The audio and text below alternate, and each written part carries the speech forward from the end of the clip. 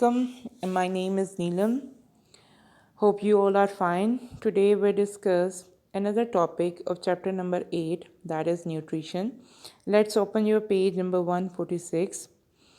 In this page we just discuss about the vitamins, functions, different type of vitamins, their functions, deficiency and the sources of important vitamins. First we have vitamin A, then vitamin C, and next is the vitamin D. We in this page we just discuss this table. First is the vitamin A. You have 3 columns: sources, functions and deficiency symptoms. Sources होता है कहाँ से हासिल किए जा सकते हैं ज़राए, फंक्शन होता है ये क्या काम परफॉर्म करते हैं, डेफिशिएंसी सिम्टम्स होते हैं कि इनकी कमी की वजह से आपको किस किस्म की बीमारी या कोई भी प्रॉब्लम क्रिएट हो सकती है. तो फर्स्ट है आपके पास विटामिन ए.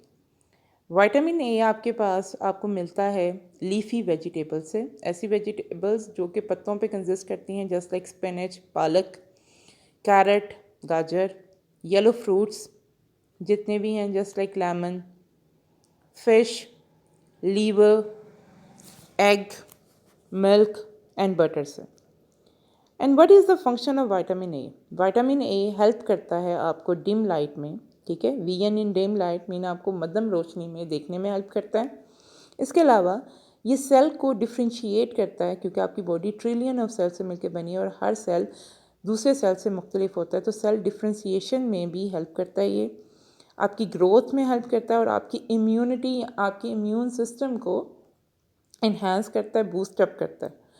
सेकेंड, अगर विटामिन ए आपकी बॉडी में इसकी कमी हो जाए, इसकी उतनी मकदार मौजूद ना हो, तो आपको क्या हो सकता है, पुअर ग्रोथ होगी, मीन आपकी बॉडी प्रॉपरली ग्रो नहीं करेगी, ब्लाइंडनेस हो जाएगी, आपको नज़र नहीं आएगा और स्किन जो है वो आपकी ड्राई होना शुरू हो जाएगी.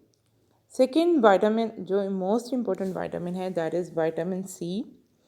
ये आपको मिलता है तमाम सिट्रस फ्रूट से, जस्ट लाइक मौसमी, माल्टा, संतरा, लीफी ग्रीन वेजिटेबल्स से और बीफ लीवर से.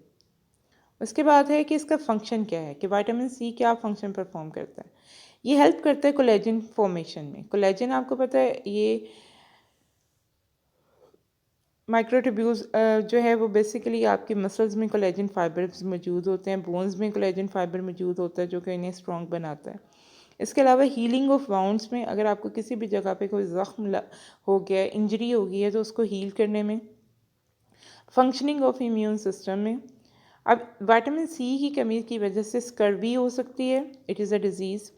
फटीक, थकावट हो सकती है, पुअर वाउंड, प्रॉपरली ज़ख्म हील अप नहीं होता, ब्लीडिंग गम्स एंड जॉइंट, और आपकी जॉइंट और आपकी गम्स मसूरों में से जो है वो ब्लड आना शुरू हो जाता है. Next important vitamin is the vitamin सी.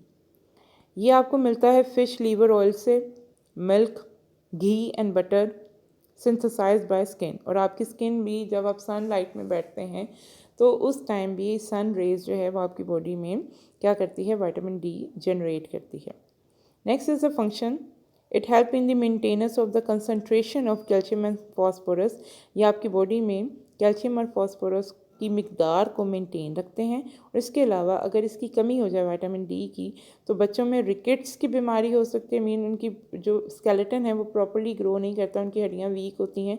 और फीमेल या अडल्ट में या मेल के अंदर ऑस्टियोमेलेसिया की बीमारी हो सकती है, मीन्स हड्डियाँ सॉफ्ट हो जाती हैं और फ्रैक्चर आसानी से हो जाती हैं. और ये with the passage of time होता है कि जैसे जैसे इंसान की एज बढ़ती है वैसे वैसे उसमें उनकी हड्डियाँ जो हैं वो कमज़ोर होना शुरू हो जाती हैं. और किस वजह से होती हैं, विटामिन डी की कमी की वजह से. नेक्स्ट आपने इसमें से करना है पेज नंबर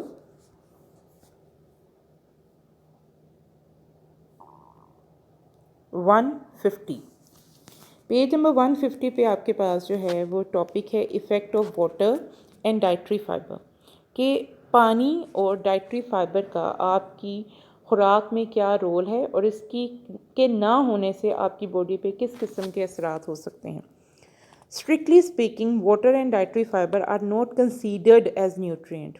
ठीक है, क्योंकि हमने न्यूट्रिएंट की बात की थी, उसमें carbohydrate, vitamin, nucleic acid, protein, minerals and vitamin की बात की थी। वाटर जो है वो भी इंक्लूड होता है, लेकिन वाटर और डाइटरी फाइबर को आप न्यूट्रिएंट में कंसीडर नहीं करते, बट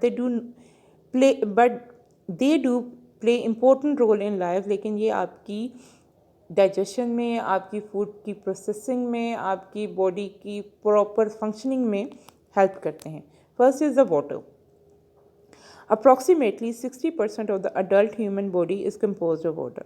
अगर आप एक adult human body का वेट देखें तो उसमें से 60% जो है उसकी बॉडी कंपोज्ड होती है पानी पे। Nearly all life activities sustaining chemical reactions require an aqueous watery environment. और जितने भी केमिकल रिएक्शन आपकी बॉडी में हो रहे हैं, मेटाबॉलिज्म के जो प्रोसेसेस हैं जिसमें आपके पास एनाबॉलिक और कैटाबॉलिक रिएक्शंस हैं, ये तमाम प्रोसेसेस जो हैं वो वाटरी इन्वायरमेंट में या एक्वस मीडियम में किए जाते हैं। So water also function as the environment in which water soluble food stuff is absorbed in the intestines and the waste product are eliminated in urine. इसके अलावा वाटर जो है वो एक ऐसी इन्वायरमेंट भी क्रिएट करता है जिसमें जो फूड आपकी वाटर में सॉल्युबल होते हैं वो आपके इंटेस्टाइन से ब्लड में शामिल हो जाते हैं, और आपके जो ब्लड में वेस्ट प्रोडक्ट होता है वो आपके ब्लड से यूरिन में शामिल हो जाता है। So another essential role of water is to maintain body temperature through evaporation as in sweating. इसके अलावा पानी जो है आपकी बॉडी में से एक्स्ट्रा हीट को भी रिमूव करने में हेल्प करता है और आपकी बॉडी को कूल डाउन रखता है। और ये कैसे कंट्रोल करते हैं? स्वेटिंग के थ्रू। सीवियर डिहाइड्रेशन में रिजल्ट इन कार्डियोवास्कुलर प्रॉब्लम। लेकिन अगर आपको डिहाइड्रेशन बहुत ज़्यादा हो जाए, वॉमिट या लूज़ मोशन की वजह से, पानी की कमी हो जाए, तो इसकी वजह से आपका कार्डियोवास्कुलर जो है सिस्टम जो है वो डिस्टर्ब हो जाता है। कार्डियोवास्कुलर सिस्टम मीन आपका हार्ट, आर्टरीज, कैपिलरीज और वेन से रिलेटेड जो निज़ाम है वो। The estimated water requirement of an average adult is 2 litre per day. एक नॉर्मल पर्सन जो है उसे दिन में 2 लीटर पानी जो है वो पीना चाहिए। Important sources of daily water intake are natural water. Simply आप वाटर जो है वो कहाँ से हासिल कर सकते हैं? नेचुरल वाटर, जो आम पानी आप टैप वाटर या अंडरग्राउंड वाटर पानी पीते हैं, मिल्क से, जूसेस से और फ्रूट्स एंड वेजिटेबल से भी आप वाटर की ये मिकदार पूरी कर सकते हैं। Next is the dietary fibre. Dietary fiber, also known as roughage, and it is a part of human food that is indigestible. ये जो है आपके पास रफेज कहलाता है। ये ऐसा मटेरियल है जो आपकी डाइजेशन में तो हेल्प करता है लेकिन खुद डाइजेस्ट नहीं होता। It is found only in plant food and it moves undigested through stomach and small intestine and also into colon.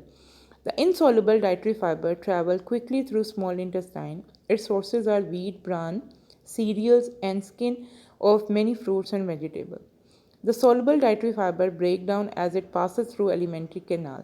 Alimentary canal आपकी माउथ से लेकर एनस तक जो पूरी एक कैनाल है जिसमें mouth, oesophagus, stomach, small intestine, large intestine, आपके पास जो है रेक्टम को और एनस तक का जो पूरा एक पैसेज है, पाथवे है, उसे एलिमेंट्री कैनाल कहा जाता है। तो सॉल्युबल डाइटरी फाइबर इसमें से पास होके जो है होते हैं। And it sources are oat, beans, barley and many fruits and vegetable. Fibre prevent करता है and relieve constipation by stimulating the contraction of intestinal muscles. Avoiding constipation reduce the risk of many other diseases.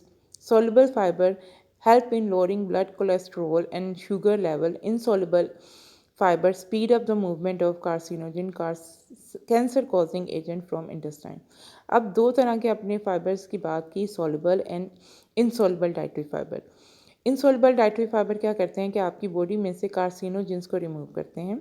Carcinogens basically cancer causing agent हैं जो body में cancer cause करते हैं, जबकि जो आपके पास सोल्युबल डाइटरी फाइबर हैं ये आपकी इंटेस्टाइन के मसल्स को की कंट्रैक्शन को इम्प्रूव करते हैं, जिसकी वजह से आप कॉन्स्टिपेशन से जो है वो बच जाते हैं। और इसके अलावा कॉन्स्टिपेशन जो है वो आपको पता है 100 मसलों का या 100 बीमारियों का बायस बनती है। इस तरह कॉन्स्टिपेशन से अवॉइड होने से आप मैनी अदर डिजीज़ से बच सकते हैं।